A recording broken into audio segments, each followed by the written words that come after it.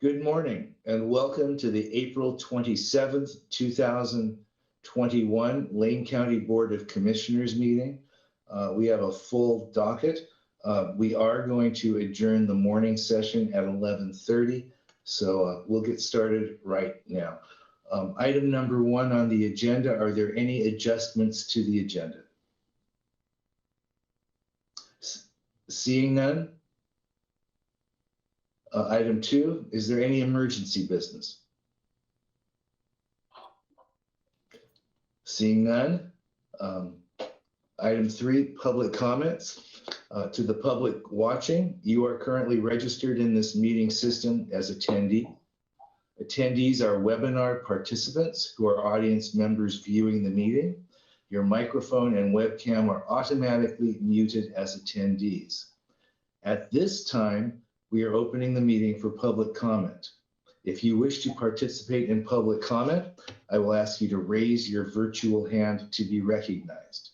You should see a hand icon on the device you are using to watch the meeting. Press once to raise your hand. When public comment begins, Diana will call names. When your name is called, you'll be unmuted and given 3 minutes to speak.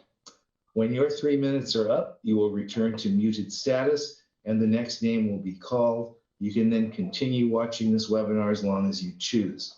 The intent is for everyone wishing to speak to be able to speak.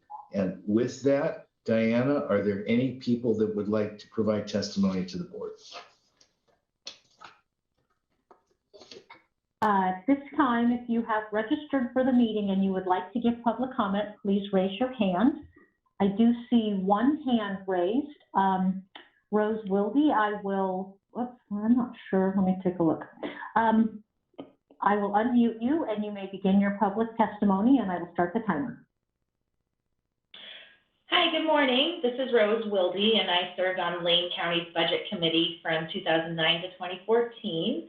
And after that, I became a lot more aware of the criminal legal system in this country and how it had continued with a disturbing pattern of oppression with roots in slavery and best detailed in Michelle Alexander's book, The New Jim Crow. And I learned despite similar levels of crime, Black people especially face increased arrests, prosecutions, and incarcerations all over the country, and also in Oregon. So I dug deeper to ask whether the problem of over-incarceration of Black people originated in Lane County as well. And that's where I hit a wall. The data was simply not available in any kind of easy-to-access format. So I reached out to the district attorney with members of Showing Up for Racial Justice and Common Sense Justice to ask for information about the racial impact of decisions within the district attorney's office.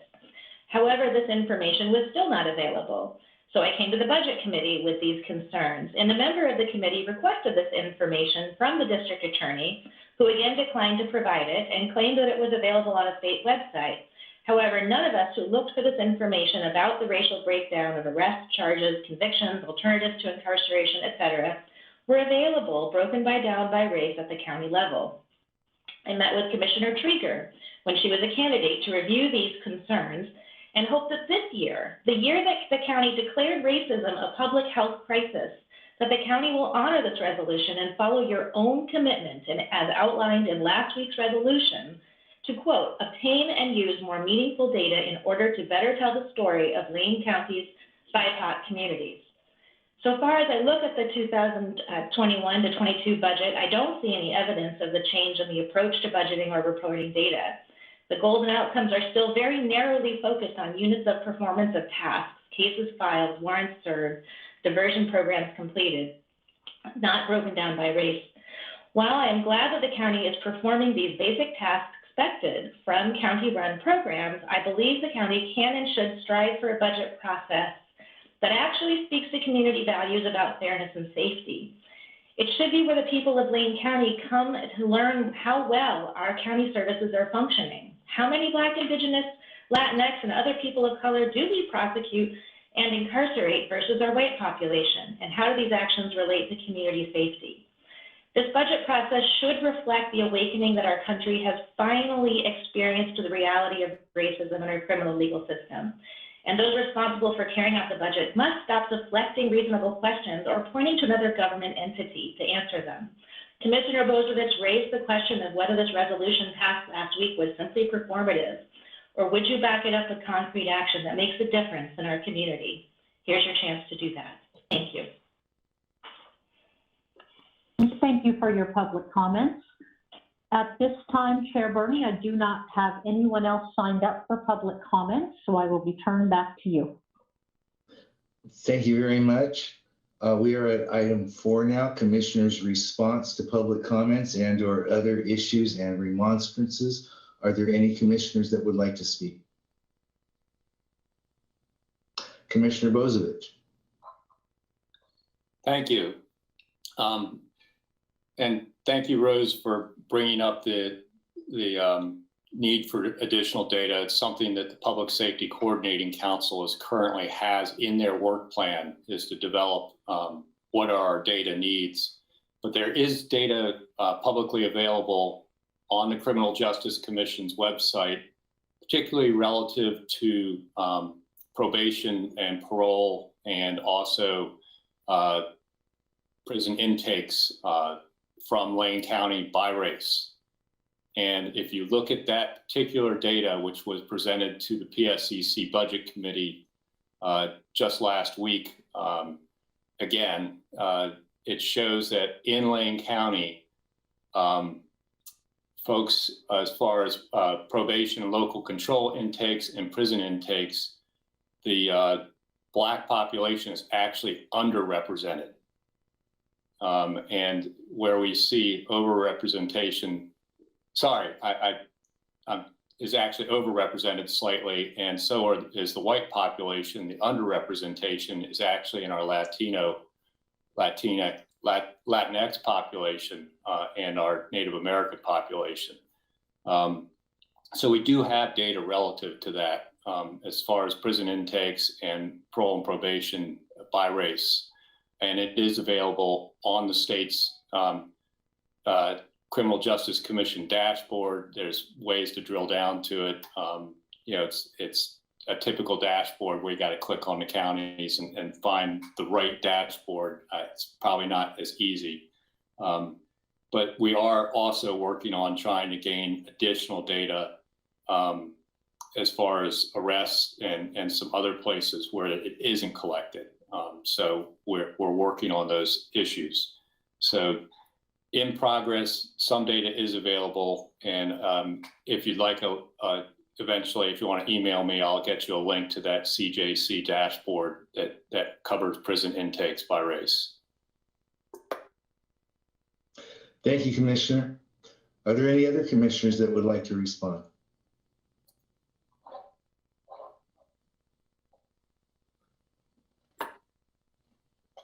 Okay. Thank you very much for your comments, Rose. I don't think there's anybody here that disagrees with the need to move forward. And I don't think you would disagree that our school systems and the ESD also have work to do. So we're all in this attempting to achieve more racial justice together. Are there any further comments before we move on? Okay. At this time, we are on item 5A, County Administration, and this is where we get our COVID-19 response and recovery report from Mr. Mokraheisky and Mr. Adams. Thank you, Chair, and I'll just make a couple of brief comments and then turn it over to Steve. There continues to be a lot of new information and changes that are occurring related to COVID-19 and our emergency response work in the community. Steve will provide that. I want to just, I think after Steve gets through his update and we have questions from commissioners, we do have a request, and that is consideration of sending a letter to the governor. You have attached here under the view material on this item, a draft letter that was drafted by Mr. Ramirez and Mr. Adams. And so both Mr. Ramirez and Mr. Adams are here this morning to answer questions about that. My thought is that we can kind of leave that until the latter part of your discussion to give Steve the space to provide you the updated information and the status update on where we're at, but just know that we'll come back to that issue. And it's really intended, that letter is intended to be a partnership with our local chambers to advocate for the challenges and impacts on our local business community as a result of the restrictions that have been put in place. Also requesting additional vaccines for our local community as we've started to see a bit of a dip here in the last couple weeks in our allocations provided by the state. And also recognizing that we continue to see growth in the spread of the disease in our local community. So this really is a balancing act of continuing to fight this pandemic and the public health impacts in our community, as well as advocate for the needs and challenges faced by many of our residents and businesses. So we'll get to that after the update. Steve, I'll turn it over to you to walk through where we're at. Thank you, Steve. Chair Bernie, commissioners, good morning. Delighted to be with you once again. I am going to share some slides here in a moment. As soon as I have that facility enabled.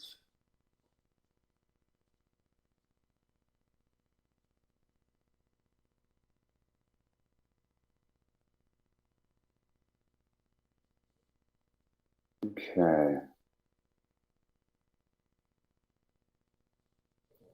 All right, commissioners. So showing you, as I have the last couple of weeks, kind of a drilled down version of our familiar epi curve, really to give you the granularity of looking at data for the last 30 days, as opposed to looking at data over 13 months. Really, I think tells the story of the increased case count that we have seen. These data are current as of yesterday morning. This morning's report,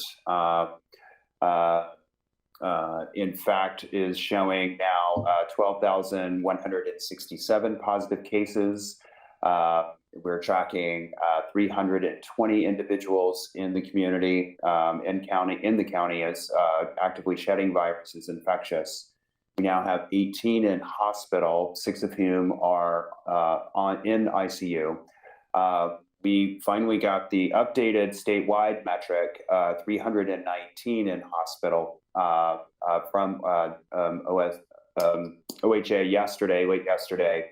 And we continue to hold steady at 144 deaths, and we've not had a new death reported in 3 to 4 weeks now. So we have been fortunate in that regard. Of course, this morning, late last night, OHA released updated risk metrics statewide, and then for the counties.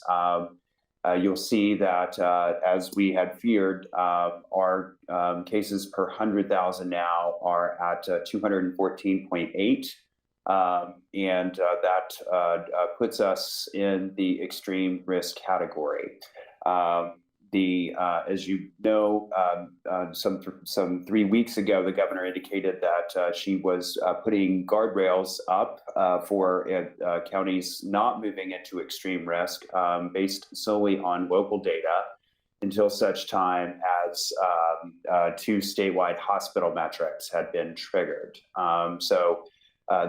We also learned yesterday that the most recent data that OHA is reporting, it's indicating 319 in hospital, as I indicated, exceeding the 300 mark, and that the percent change week on week is 37.4%, and that exceeds the 15% metric. So with both of the statewide metrics in place, we understand that a number of counties will be moving to extreme risk this coming Friday. Whilst this is a warning week, we typically would not see movement happen until Friday of the movement week, which would be 1 week from this coming Friday. The governor announced in her remarks this past Friday that she was canceling the movement week. We have yet to receive a confirmatory communication from OHA or from the governor's office about our movement on Friday. We've been scouring newspaper reporting into the evening last night to try to see if that is indeed the case.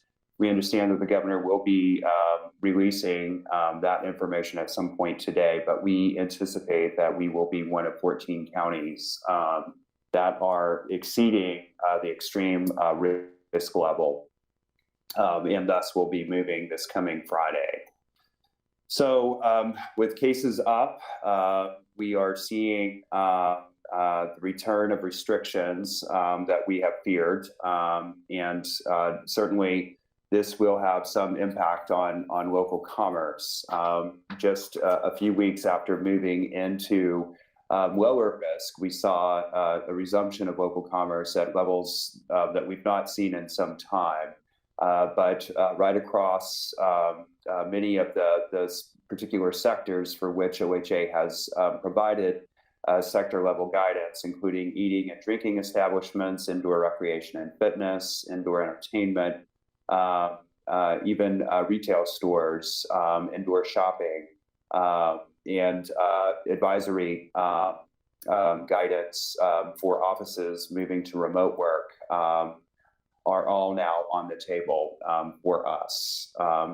So as we have remarked in weeks past, really now the task at hand is to resume some of the behaviors that are so important to preventing transmission, masks and social distancing, but also now is the race to vaccinate, to get as many folk vaccinated as we possibly can.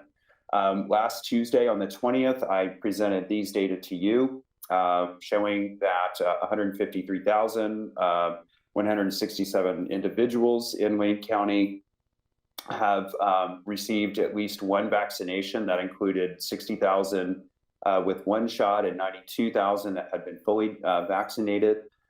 So bringing these data up to date as of yesterday morning at midnight 01, we're now showing 166,000 individuals in Wayne County vaccinated. That's 50,000 with one shot in process and 115 now that are fully vaccinated. We have continued to make progress, and what's not included in these data are 3,000 doses from this past weekend that were uploaded last night, and another 4,000 that will be uploaded at some point today, which will not likely show up until tomorrow when OHA refreshes the data. Now, I think it's notable that as we have gone into the general population effective last week, there has been a particular focus statewide vaccinating our 16 and 17-year-olds, and that is congruent with where we're seeing a lot of cases. We're in the high 50% range of total cases now for individuals between 10 and 29 years of age. And so as we have seen vaccination uptake very robustly in our 65 plus population, we're seeing a declining share of total cases in our older population, and we're seeing the same in our hospital demographics as well. But as of yesterday, these data, as we consider them, Wayne County has managed to get a shot into the arms of 40% of our 16 and 17-year-olds as of these data available to us yesterday. We have yet to receive the week's jurisdictional data from OHA, which gives us much more detailed demographics. So we're awaiting that and would be happy to provide any insights from those data to the board. Later this morning, we will be resuming a focus specifically around much of the cases that we're seeing.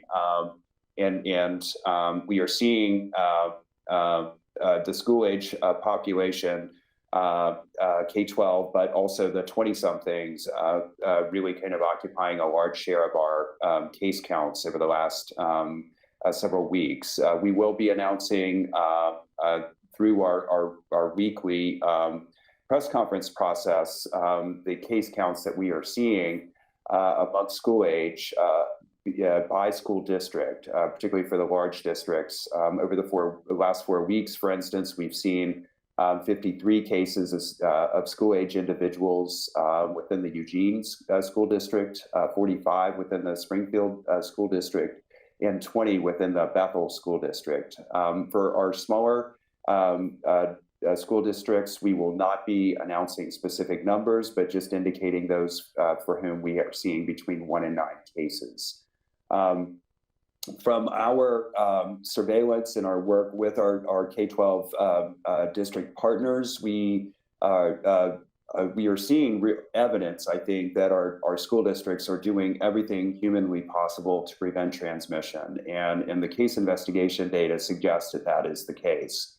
We see very little evidence of transmission during the school day within our younger population. Rather, we're seeing transmission occurring after school, within households, or at after school activities of various sorts.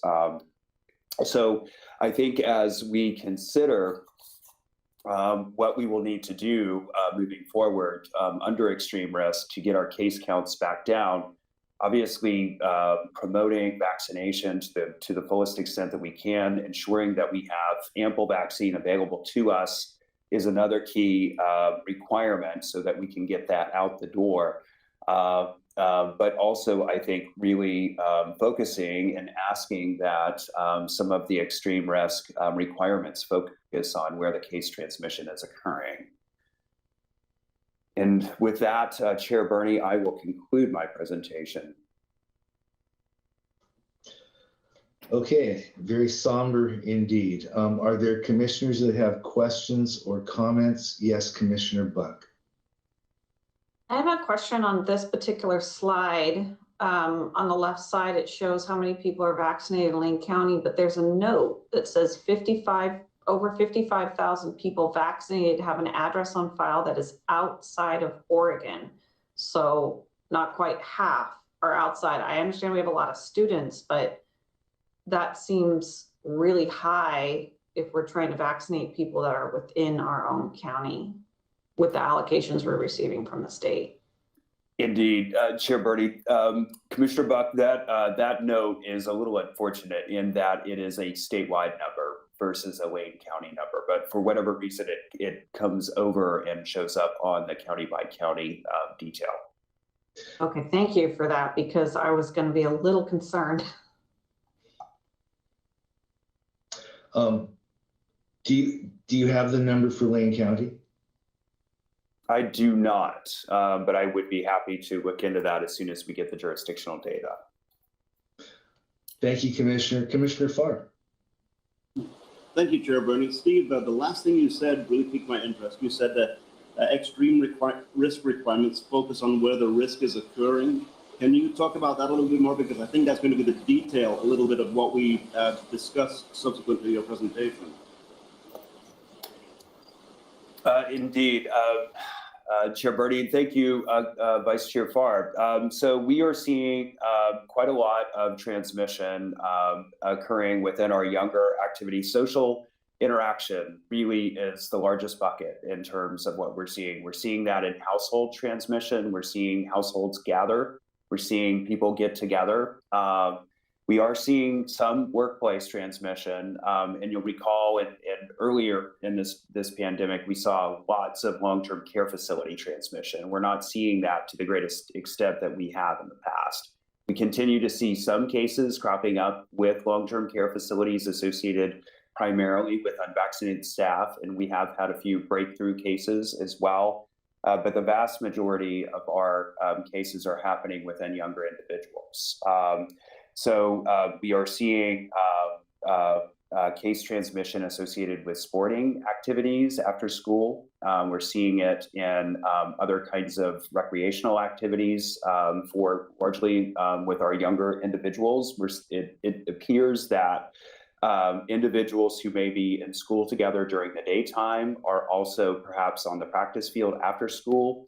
And perhaps are even in households together, even after that. And so much of the transmission that our case investigators are actually documenting appears to be happening there to the greatest extent we possibly can.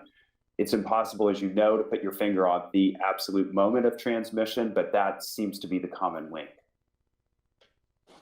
Thank you, Stephen. You know, the more data you track on that, the easier it's going to be to identify if there are in fact hotspots that can be drilled down, allowing potentially other sectors of our business approach, other sectors of the county to continue a little bit closer to normal. For instance, our gymnasiums, a place where people are contracting the virus. If not, why would we restrict? So I know that's a part of the conversation we're going to have, and we have to be a little bit more heavy-handed even on the way we're enforcing and getting the message out. But you know, as you say, finding the hot spots, it's not easy to do. The more data you track, the better we do it. So thank you. Thank you, Commissioner. Commissioner Trieger. Thank you, Chair. Thank you, Mr. Adams. I have a couple of questions to follow up on that about school kids. One, I just want to double check the numbers that you shared. It seemed to me, so my concern is 4J serves far more kids than any of the other districts, but so the numbers don't seem proportional is what I'm saying. It seems like there are higher rates. 4J serves like over 16,000 children, but you have 50 some cases. Springfield only 10 or 11,000 student population, and yet 40 some cases, right? And then Bethel, even smaller student population, 5,000 or so. And I don't remember the number you cited there, but essentially we're not seeing proportional case rates in these three larger districts. Is that right?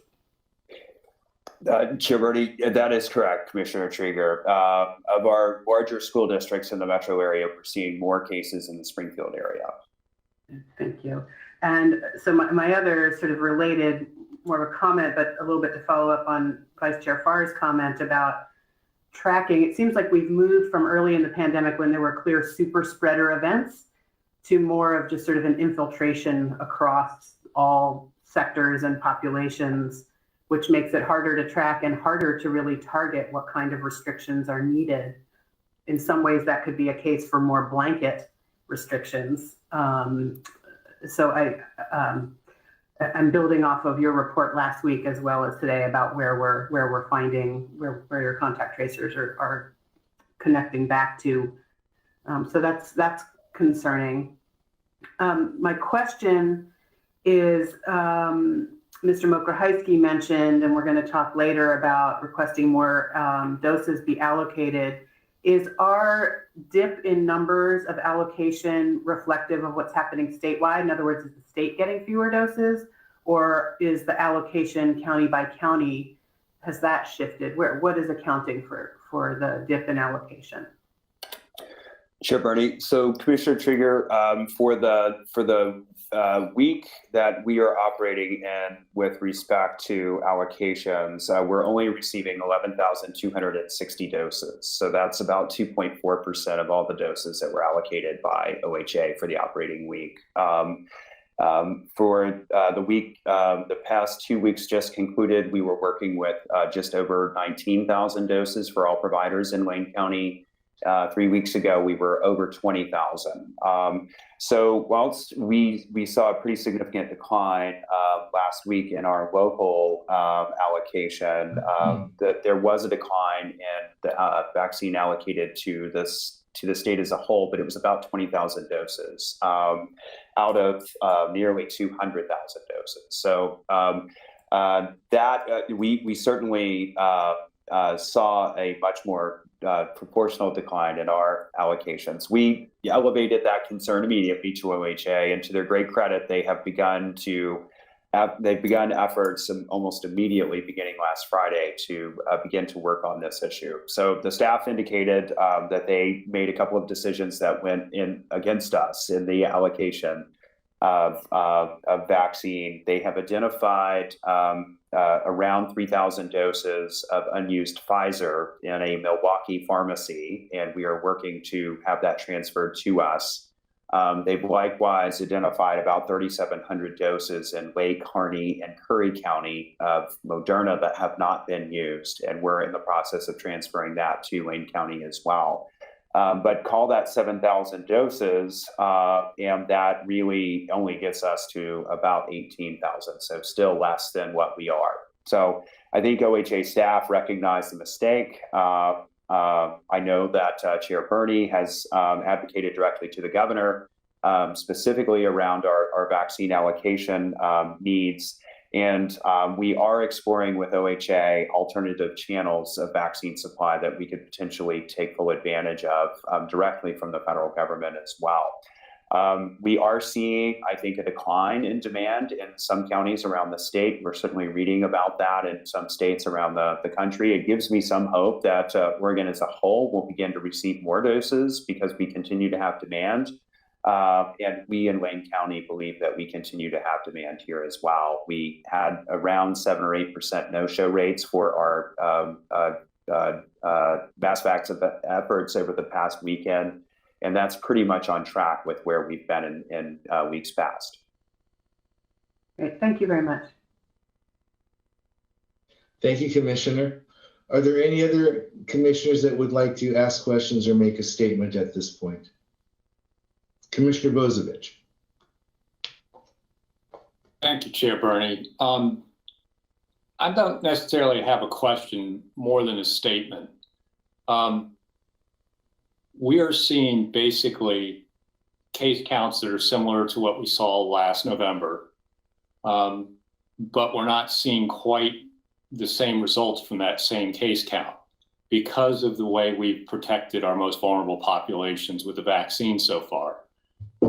We haven't seen a death in Lane County in 21 days, and we're seeing most of our cases in a population that, based on national statistics, sees a mortality rate of less than 0.04% and is only responsible for less than 0.5% of total deaths due to COVID, even though it's 35% of our national population. That's the population under 29.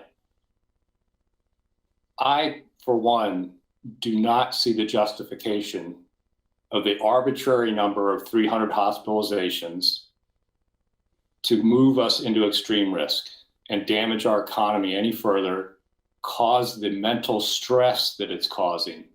The side effects, I think, of another shutdown are worse for this state than weathering, a rise in cases when our most vulnerable population is, for the most part, protected. I think probably if there's something that we ought to be looking into is the fact that we do have workers in long-term care facilities that have not been vaccinated. And we should be concentrating maybe on taking care of some of those issues and not closing restaurants down, not shutting gyms down, where we haven't seen transmissions. We're not seeing, and what we're seeing is household, for the most part, transmissions from households socializing and letting their guards down. And that's not business. And why we're going to punish and limit our economy and create more difficulties for Lane County citizens. And not to mention, most of this surge is not happening in Lane County. We're really seeing the hospitalizations happen in other regions. Our region's not stressed right now. So I really think we need to do everything we can to try and convince the governor not to go backwards, not to put us in extreme risk on Friday. They still have time to pull that decision, because I don't believe it's based on good data. I don't believe it's based on science, and I believe it's going to be damaging, worse than not having the restriction. Thank you, Commissioner. Mr. Adams, did you want to respond to that at all? Or if not, I see other hands up. No, thank you, Chair Burney. Okay. Commissioner Buck. Thank you. I just had a follow-up question that Commissioner Bozovich reminded me of. You've told us how many folks are in the hospital, but what is our full hospital capacity here locally again? Chair Bernie, Commissioner Buck, I don't have that number available right at my fingertips, but I could follow up with you. We're in a very good position locally. I can tell you from a hospital capacity perspective. The number of staff beds varies time over time, but certainly as and I checked in yesterday with both Peace Health as well as McKinsey Willamette, they're doing well with respect to capacity. And I heard that there might be some redistribution of some folks from the Portland metro region if their hospitals just don't have capacity. How will we be notified if that redistribution comes down to Lane County? So, Chair Bernie, Commissioner Buck, that is indeed what we understand the issue is that hospital capacity for regions 1 and 6, which is Astoria over to the Dalles, essentially, and includes the metro area, is the regions that are at most concern with respect to capacity. I think there is a process there's coordinating councils within each of these regions that coordinate across the hospitals. They've been activated in regions 1 and 6, we understand. They will, to the extent that they become overrun, they then, I think through the State Ops Center, would begin to notify both us as well as our hospitals through the OHA process to expect patient transfers.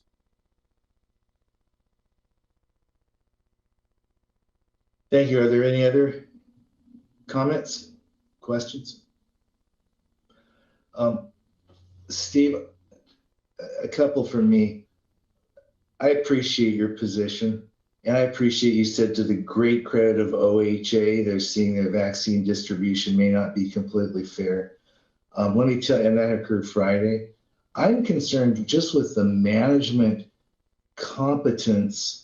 And I'm not questioning anyone's per se, I'm just saying, on Friday, I was with the governor in a Zoom call with all county chairs, closely coordinating with Mr. Mokraheisky, and made the pitch that Lane County's capacity was greater. It made no sense whatsoever that they were decreasing their allocations.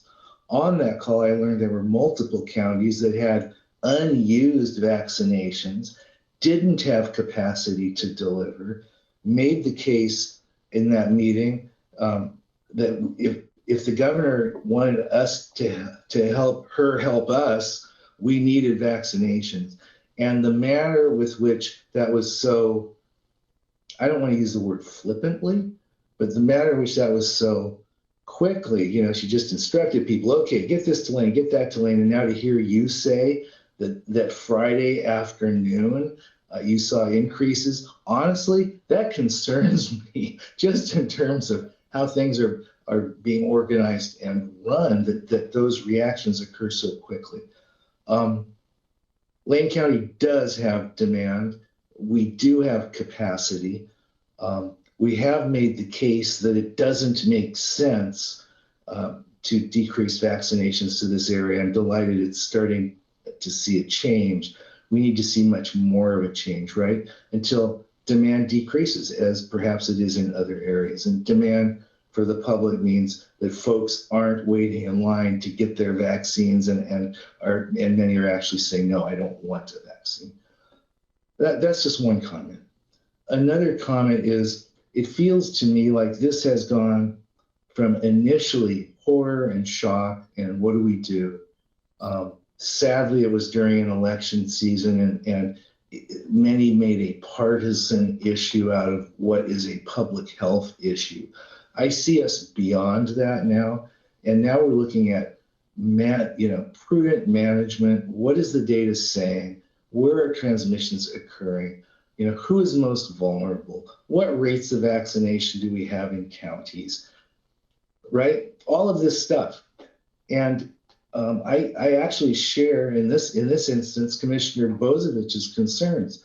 I don't see data that says the transmissions are occurring in businesses or in schools, although we did talk about last week, if you recall, we learned that schools aren't requiring teachers that are teaching children to get vaccinations. And we heard last week that was the source of a few outbreaks.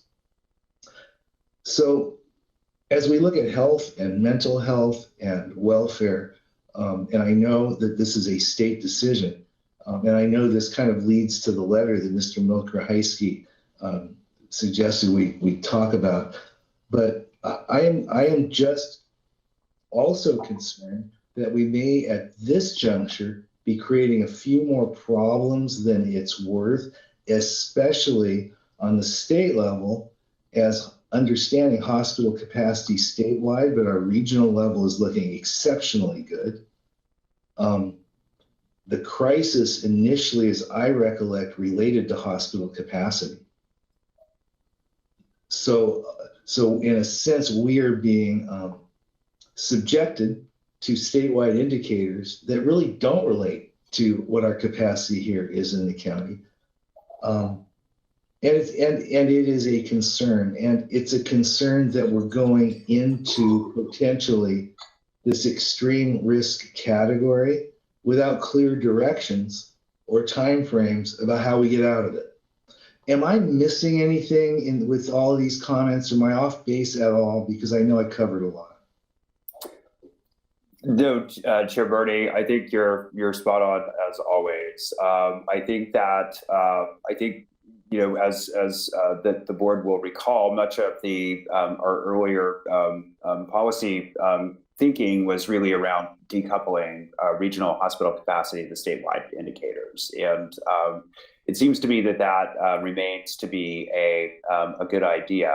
I certainly appreciate the statewide concern about hospital capacity and thinking about the need to ensure that any reserve capacity within the Eugene-Springfield area, because I think we are the second largest in terms of reservoir of beds after the Portland metro area, is very much what the governor, I think, is grappling with even as we speak.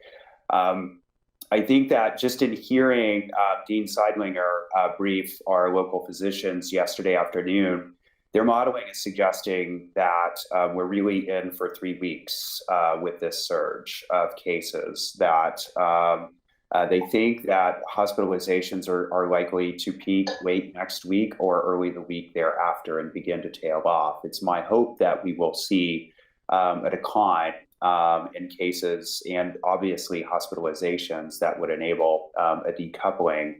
But it is a challenge, obviously, because of as the commissioners have articulated, the economic harm that will come from moving into these extreme risk measures.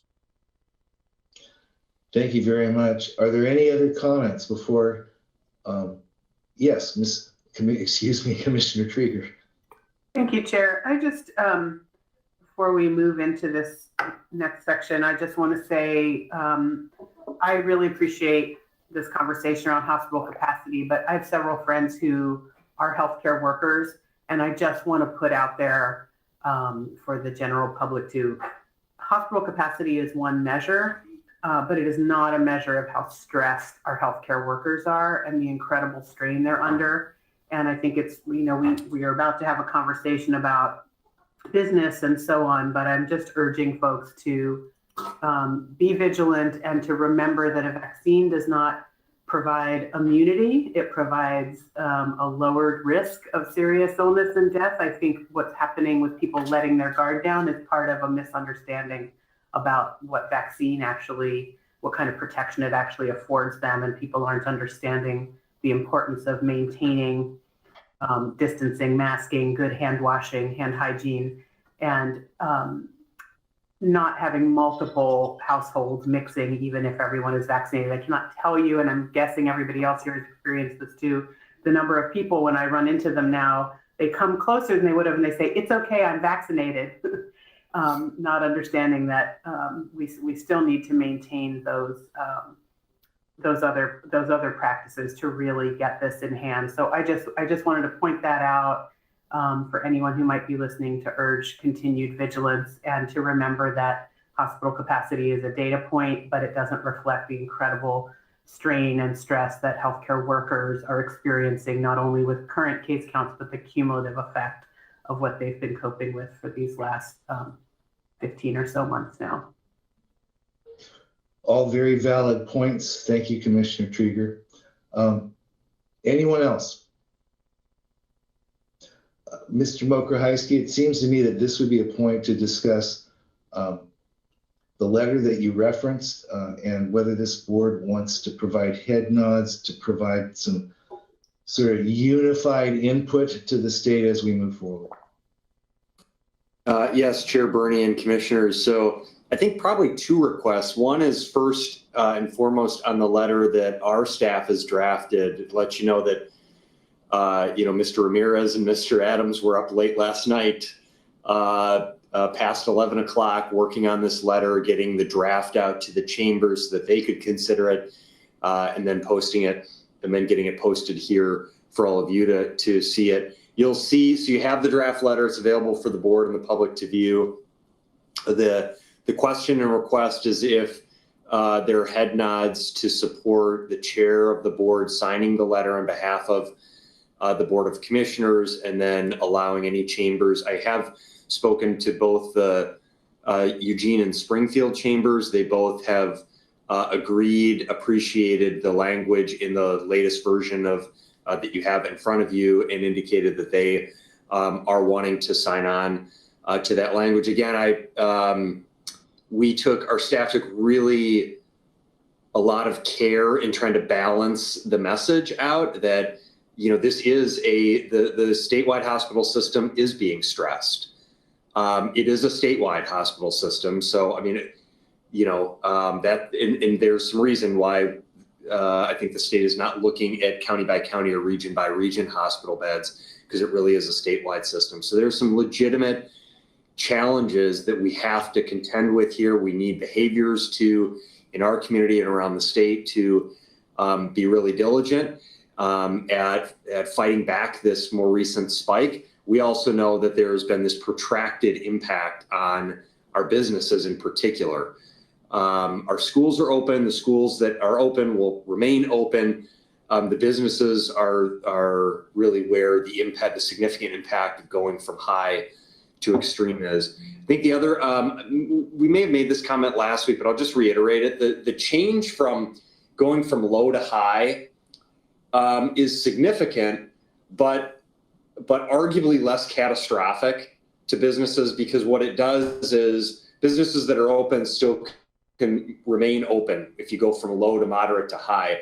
It's just limiting capacity. But to go from high to extreme, we're starting to force the closure of businesses, literally. So restaurants and other types of operations are having to close their doors. So the impact is different from going from low to high than it is from going from high to extreme. So this letter here, again, we think balances the recognition of the need to continue to fight this public health challenge and adhere to all the public health behaviors that we've talked about. Get vaccinated, continue to wear your mask, keep your distance, all those responsible things that we need to do, not just for ourselves, but for the broader community impacts, as well as recognizing the impacts on businesses. So that's request one, is do you support this? Are you okay with the language? Are you okay with the chair signing off on that? And then request two would be, and we can talk about this after you take up the first one, is the AOC request. If you would like for the county to sign on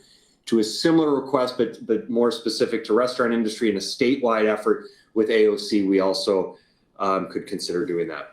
So happy to answer any questions. Mr. Ramirez is also on the call, and we can answer any questions on the draft letter for you. So let's take the first one first. Commissioner Farr. Thank you, Chair Berney, and thank you, Steve. I had a chance to read this letter and the one that was sent to me about 3:15 this morning from AOC. Many of the points that are contained in the AOC letter are also embedded in our letter in one way or another. Our letter is lengthy. There are a lot of words, but there are no wasted words, Ms. Mokrahajski. I fully support this letter. I believe it goes very nicely in tandem with the AOC letter. I'm going to support that when you ask for head nods on that. Chair Berney, I am in support of this letter. Thank you. I am also, Mr. Mokrahajski, are in the event that this moves forward, are all chambers in the county able to sign on? I know that Brittany Quick Warner offered that, or what do you anticipate with that? Well, Mr. Ramirez, I think, is here and he can answer more specifically, but I know that he has been in contact. Late last night, he sent the original draft to all the chambers. So we have coordinated directly with Eugene and Springfield chambers because they're the largest, but we put this letter out and there's been coordination. I know spoke to Commissioner Buck this morning about some inquiries she received from the Cottage Grove chamber. My understanding is that they're interested in signing on. So we have put it out to all of the chambers, and we're not going to circulate it for signatures, but we're going to circulate to say, if you're interested, let us know, and we will add the chamber logo. Every chamber that says they'd like to be added to that letter will add their logo and name to it. Thanks. Austin, you got any more on that or no? No, he's right. We have extended the invite to all the chambers. We think this is something they're all positive about. The rural chambers are currently reviewing the letter as we speak. And so given the short notice, we've asked them to let us know by today. So we will be hearing from them shortly. Any other commissioners? I'm sorry, I shouldn't have pursued that without asking first. Commissioner Buck. I will definitely support the letter that we put together. It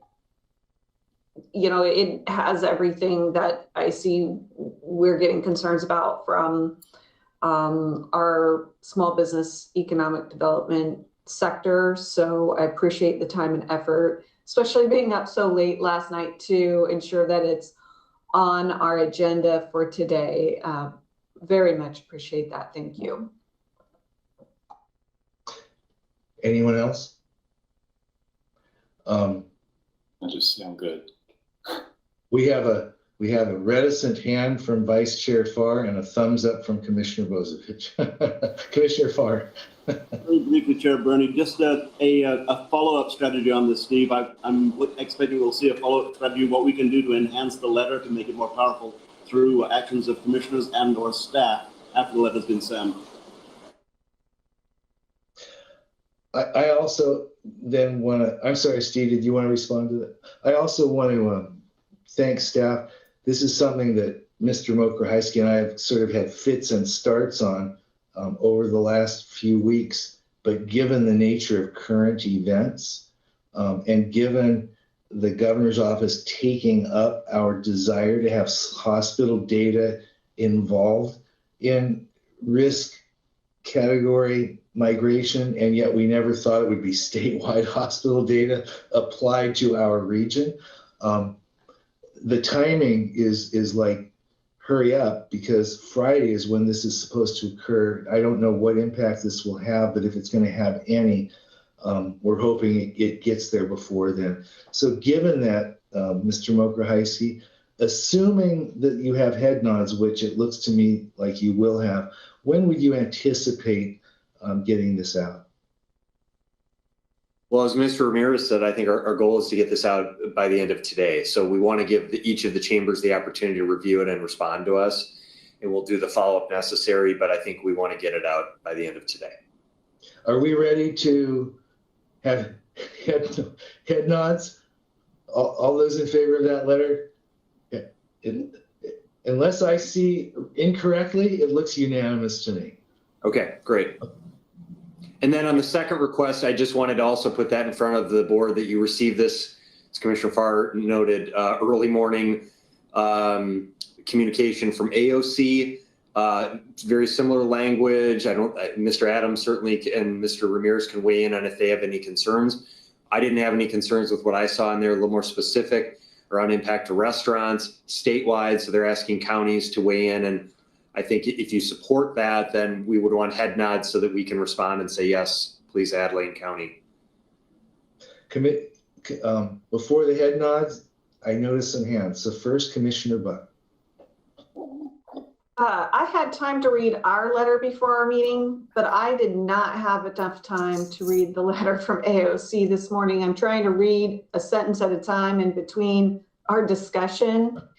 I would respectfully request that maybe we bring this up at the end of our meeting under other business, just so I can have a clear moment to actually read through that particular letter. Thank you, Commissioner. I don't think you're alone in the search for clear moments. Commissioner Bozovich. Thank you. I guess being an early morning person, I already read it. I've already approved using my name and sent them an electronic signature. It was a request for individual commissioners' signatures, not the board as a whole. So I would recommend that each board member read it and decide if they want to attach their name to it. But I would not delay too long, much after lunch, because I think they wanted to get it out by the end of business today. So forgive me, Commissioner. So the request wasn't for our board to sign on, it was for individual commissioners to sign on? Correct, because I think they understood that not all boards were meeting today, and it was an immediate need. If you read the cover email that came with the letter, the attached letter. Commissioner Farr, thank you. I would just add that it would add strength if the entire board could, if we could weigh in as individuals and as a board also, Chair Bernie. Mr. Moak, thank you, Commissioner. Anyone else? Mr. Mokrahajski, do you agree with Commissioner Farr? And was it your understanding that it was our board that needed to deal with this, or individual commissioners? I didn't have that that nuanced piece, and that's actually interesting. And I'm kind of curious how that is impacted if you have the majority of a board that individually says they want to support something. Is there an issue with that or not? So I missed that piece. I think that it would be helpful. I think it would be helpful ultimately to get some feedback from the entire board. And I understand, Commissioner, but I think let's wait till the end of the meeting. You've got the rest of the day, and then you've got Commissioner business at the end of the day. So I think if you can let us know, and then we certainly, or Chair Bernie, you could respond on behalf of the board. If there's not a decision by or support by the entire board, then presumably individual commissioners responding would be fine too. I'm going to request that we be allowed to bring this up as the first item after lunch. If that would be okay, deviate from the agenda, but okay. And maybe we can meet all those timelines. It looks like that meets with people's approval. Is there anything else on this item? Hey, Steve Adams, thank you so much. And Thanks, Chair. Steve Austin and Steve Mokrahajski, thank you for getting that last minute stuff done. Okay, item 6, consent calendar. The chair would like to hear a motion. Chair Bernie. Commissioner Farr. I move passage of the April 27th consent calendar. Is there a second? I'll second. Vice Chair Farr has moved. Commissioner Buck has seconded approval of the April 27th, 2021 consent calendar. Is there discussion to the motion? Seeing none, all those in favor, please signify by saying aye. Aye. Opposed, same sign. And the consent calendar is unanimously approved. Item 7, Health and Human Services, Order 21-04-27-06, in the matter of approving a contract with Oregon Housing and Community Services for the Oregon Emergency Rental Assistance Program and delegating authority to the county administrator to sign the contract. And Karen Gaffney is going to walk us through this item. Karen? Good morning, Chair Bernie and Commissioners. I'm going to give you just the briefest of updates, but I'm happy to answer any questions. As the board knows, we have had a number of rental assistance programs that have moved through during the course of the pandemic. This particular one is through Oregon Housing and Community Services. It's money that went to the state from the federal government as part of the American Rescue plan. So we'll start to, I guess we'll continue to see those dollars also moving from the federal government to states and to local communities. So we did want to take just a couple minutes to lift up this particular one as part of the state's effort to improve efficiency and being able to distribute these dollars. They are working on a new database that we're hoping to roll out with these particular funds and improve the efficiency of being able to distribute the dollars. Currently, based on the state's timeline, we anticipate a mid-May kickoff for these funds actually being available to members of the community. I will say that this level of funding is really unprecedented for us. And if household needs remain similar as they have been, we would anticipate these funds will be able to assist almost 5,000 households in the community. And that would be in addition to the 2,070 households that we've served already. And I will say that the fact that someone has received assistance through one of the other programs does not automatically exclude them from application to this program as well. And unlike the prior programs, this program will allow for payments to utility companies for heat, water, sewer, and garbage. So it's possible that payments per household might be greater than the prior programs had been as well. We're excited not only to have the additional resources into the community, but also to explore some additional partnerships in being able to help reach those in the community who most need the assistance.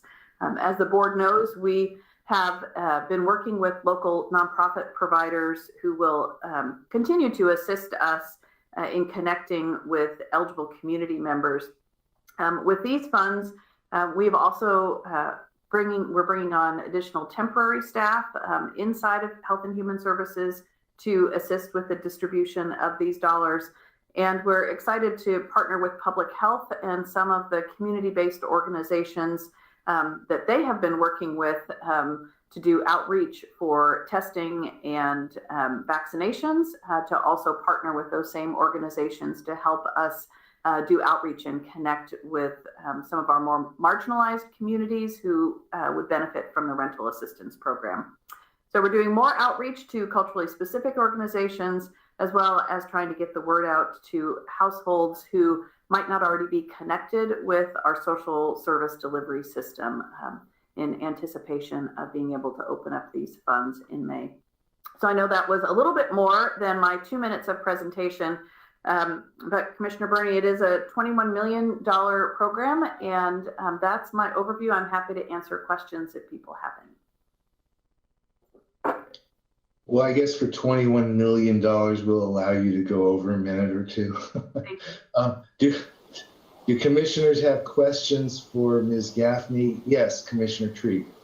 Thank you, Chair. Thank you, Ms. Gaffney. I have a question. It's phenomenal, the ability to serve an additional 5,000, almost double the number of households currently being served. My question is twofold. One is, do we have a sense of, I'm still guessing that is well under the need. So if we have any sense of what that gap will still be, even with the ability to serve an additional 5,000 households. And then my other question is, really thrilled to hear that we're leveraging the relationships and the communication channels on our vaccine equity in terms of reaching out to vulnerable populations. But I wonder if there's an additional metric or component of equity, since I'm guessing the answer to my first question is there is still a gap of households served, to look at income and economic equity. That is the degree to which a given household is rent burdened versus just a straight up income level. I think I've mentioned this before, because you can be fairly low income, but if you also somehow have managed to find fairly low rate rental, you may be less burdened than someone for whom that gap is larger.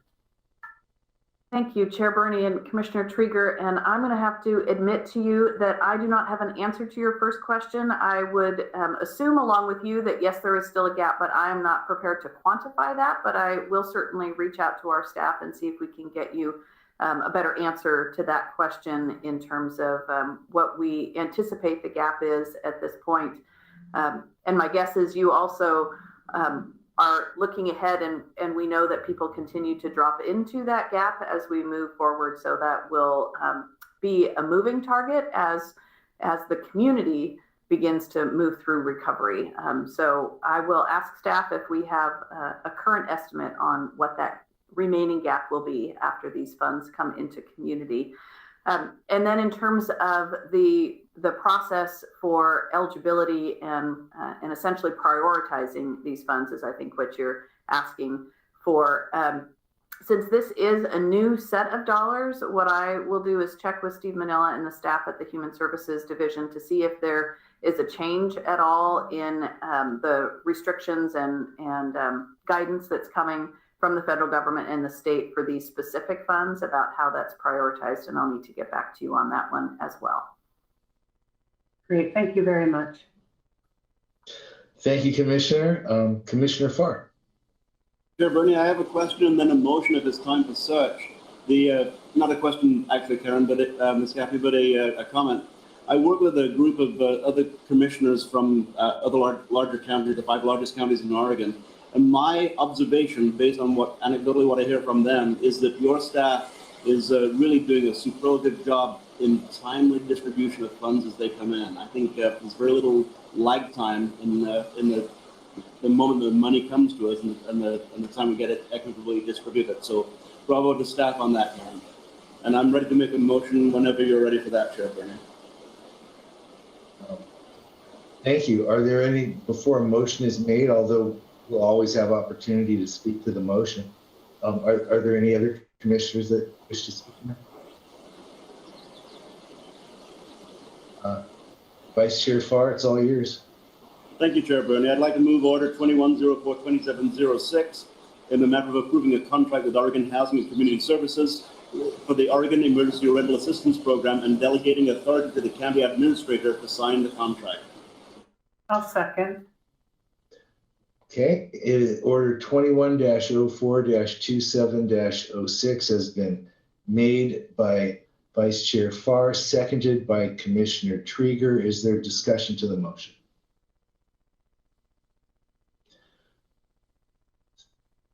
Seeing none, I would just like to make one comment before we take a vote. You know, it feels to me, Karen, as if we've gone through decades of decreasing resources for some of these populations that flow into government to provide support. And now, instantaneously, we're asking government to stretch and do more service. And just a footnote, I sure hope whatever relationships that are expanded with other groups for outreach in the community as the result of this need somehow can be maintained and nourished as we come out of this and look at what our delivery structure looks like. But that's just a comment. Thank you, Chair Bernie, and I couldn't agree more. And I know when we meet this afternoon to talk about moving forward with our community health improvement plan priorities, I think that's one of the lenses we'll use for that work as well. Thank you. Seeing and hearing no further comments, all those in favor of approving Order 21-04-27-06, please signify by saying aye. Aye. Opposed, same sign. And the motion made by Vice Chair Farr, seconded by Commissioner Trieger, passes unanimously. We are now on number 8, County Council. Mr. Dingle, do you have any announcements for us, sir? Chair Bernie, I do not have any announcements. I'm prepared to move to 8B. So move. This is the first reading. I'm sure you've all seen the board packet. This is the ordinance that I believe is Commissioner Bozovich brought forward at the request of the star voting individuals to extend the time for them to gather signatures in support of their initiative. And then I believe the board contacted Ms. Betcher, found out there was another initiative measure that was circulating. The board felt that it was important that it applied to both measures in the same way, and that's what this does. The only thing I would point out is this does not have a two things that are kind of significant about it. Number one, It doesn't have an emergency clause, and that's because the ordinance will take effect within 30 days, and that's well within the existing time frame. So there was no need to, nobody's was going to expire while that time period was running. And second of all, the thing I think that is also really important is that this ordinance is very narrowly tailored. It applies to these two measures alone, and will sunset and go away automatically by operation of law the day after the election. And as I think it was Commissioner Trieger who asked previously why that date was included, that's the last theoretical date that anything could happen that this ordinance would affect. I'll answer any questions if the board has any. Are there any questions or comments from any commissioners? Yes, Commissioner Trieger. Thank you, Chair. I have one question, if you can, Mr. Dingle, and it might be that Ms. Betchart has the answer to this if you don't. In the petition signature gathering process, is there the ability to reapply to circulate a petition at any time, or do you have to conclude your 2 years before you can reapply? Is there a limit on the number of times a given issue can request petitions for signature? In other words, are there limitations on these folks beyond the current existing timeline? Chair Bernie, Commissioner Trieger, I'm not sure I have the answer to your first question. I do know that the answer to your second question is no. There is no limit on the number of times that a group can circulate an initiative petition, and through each cycle, if you will. In other words, if you don't get it on one, there's nothing that prevents you from doing it at the next, and the next. I do believe that you can't have, I don't believe that two petitions on the same measure can be circulating at the same time, if that makes sense. That makes sense, but I guess my question is, in theory, could a current petitioner void their current petition, turn it back in and say, we're done with this and we want to start over? Oh, I believe they can, yes. Thank you. Chair Bernie, Commissioner Trieger, what would happen is that would just die a natural death because it would not, it would never gather the requisite number of signatures. Right, they would turn it in with not enough signatures. It would be over, and then they could apply to circulate a new one, and the 2-year clock would start ticking anew. Yes, I believe that's the case. Thank you. Thank you. Are there any other comments or questions? Steve, were you going to say something? I just was going to offer that I believe there is an emergency clause, so I wanted to clarify that. The emergency clause is in the document. Second. Okay. Yes, Vice Chair Farr. Ready for a motion, Chair Bernie? I believe so. I'd like to move the first reading and set the second reading and public hearing on ordinance 2101 in the matter of amending lane code in Chapter 2 to extend time to gather signatures for local measures, adopting a savings and severability clause, adopting an emergency clause, and adopting a sunset clause, with a second reading and public hearing to be held 5/11/21 at 9 a.m. Is there a second?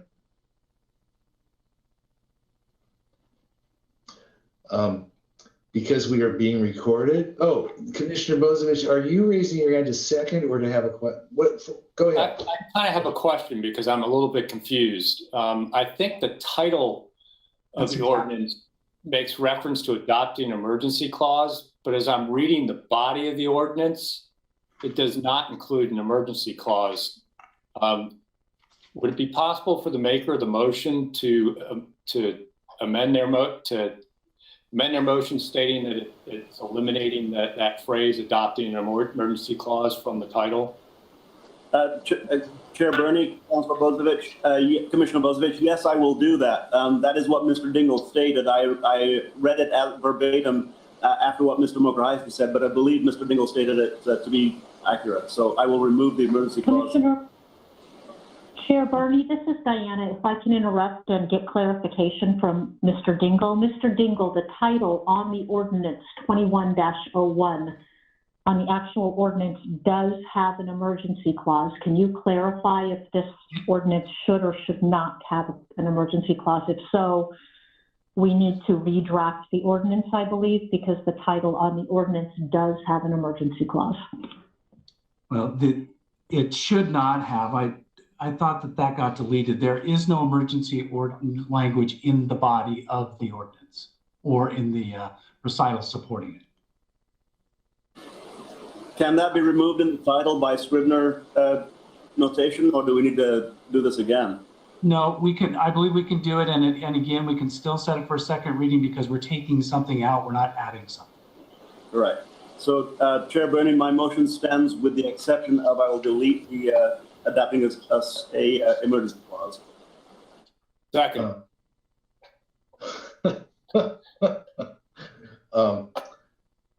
Before I go through the motion in a second, Diana, does that take care of your concern? Yes, it does. Mr. Dingle, so your department will send a new ordinance? Is that what I'm hearing? Because I did bring up on the screen the actual ordinance 2101. Right. Where it does state that we're up. Okay. Again, that should have been taken out. I will send a new ordinance deleting the adopting an emergency clause language. Otherwise, and we are considering that a Scrivener's error, not a substantive change. I can't say that word. A substantial change. A substantive. So that we have to do because it's not a substantive change because there's nothing in the recital or the ordinance that would support an emergency clause. Perfect. I just wanted to be very clear for the record that we are considering it Scrivener's. Thank you. It looks like there's further clarification coming from Commissioner Rosevich. I just want to note that at the first reading, we can even make substantive changes if we read the exact language and make it part of the first reading motion. Mm-hmm. Given all these comments, the whole point is to have the language set and in place for the 13 days before the second reading and public hearing. And I would note that the agenda item title on the first page of the board packet is correct and does not contain the emergency language. You know, Harry Bell. Chair Bernie, with the exception of the emergency. Okay. Commissioner Farr, you want to restate that? Commissioner Bozovich is going to second that, and then I'm going to see if there's discussion before we vote. Can do, Chair Bernie. Thank you. Chair Bernie, I move the first reading and set the second reading and public hearing on Ordinance 2101 in the matter of amending Lane Code Chapter 2 to extend time to gather signatures for local measures, adopting a savings and severability clause, and adopting a sunset clause, with a second reading and public hearing to be held 5/11/21 at 9 a.m. Second. Okay. The first reading and setting the second reading and public hearing on ordinance 21-01, etc., has been moved by Vice Chair Farr and seconded by Commissioner Bozovich. Is there further discussion? Seeing and hearing none. All those in favor, please signify by saying aye. Aye. Aye. All opposed, same sign. And let the record show that the board unanimously 5-0 approved the motion. We're now at item 9. It is 10:20. It looks like we are going to be able to have our executive session this morning and still adjourn by 11:30. 9A, Mr. Mokrahajski, announcements. Just very briefly, Chair, unless there are questions for me, an update on the election, the special election. Ballots were mailed. 1,223 military overseas ballots have been mailed and 1,095 out-of-state ballots have been mailed. Voter registration deadline is today, Tuesday, April 27th. There are 3 convenient ways to register or update your voter registration. You can go to oregonvotes.gov/myvote. For those who have an Oregon driver's license, permit, or ID card by 11:59 p.m. tonight. You can deliver, second way is you can deliver a completed paper registration card to Lane County Elections by 5 p.m. today and deposit it in our drop box off of Lincoln Street. Blank registration cards are available at the drop box, as we're now currently closed to walk-in customers except by appointment. Phone hours are 9 a.m. to noon and 1 to 4 p.m. daily. And the phone number is 541-682-4234. And the third way is you can mail a completed card to elections at 275 West 10th Avenue in Eugene. So that's how you update your voter registration. Local ballots will be delivered to the post office for mailing Thursday, April 29th. All 20 Lane County official drop boxes will open on the same date. So ballots mailed on Thursday, drop boxes open on Thursday. You can confirm you're properly registered at any time by checking oregonvotes.gov/myvote. And you can check for local election information that's available on our webpage at lanecountyor.gov/elections.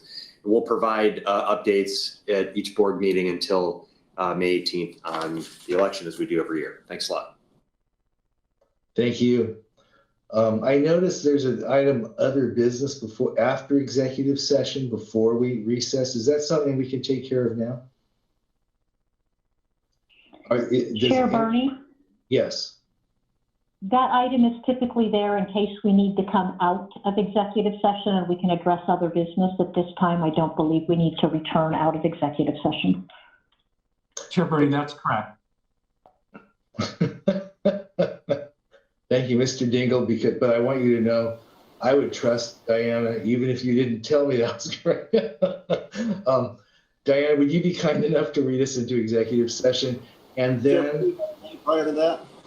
Yes, Commissioner. Statement, I will be on audio only for executive and rejoin on video for the 10:30 a.m., the 1:30 p.m. session today. Thank you, sir. And it's now 10:24. After Diana reads us into executive session, let's reconvene at 10:30 in executive session. Diana, if you would. Thank you, Chair Bernie. The Board of County Commissioners will meet in executive session to consult with counsel regarding the rights and duties of a public body with regard to current litigation or litigation likely to be filed. The executive session is held pursuant to ORS 192.660(2)H, which allows the Board of Commissioners to meet in executive session for the purposes listed. Representatives of the news media and designated staff shall be allowed to attend the executive session. All other members are asked to not participate. Representatives of the news media are specifically directed not to report on any of the deliberations during the executive session, except to state the general subject of the session as previously announced. No decision may be made in executive session. We reserve the right to come back out into public session should the need arise. Thank you. See you in a few.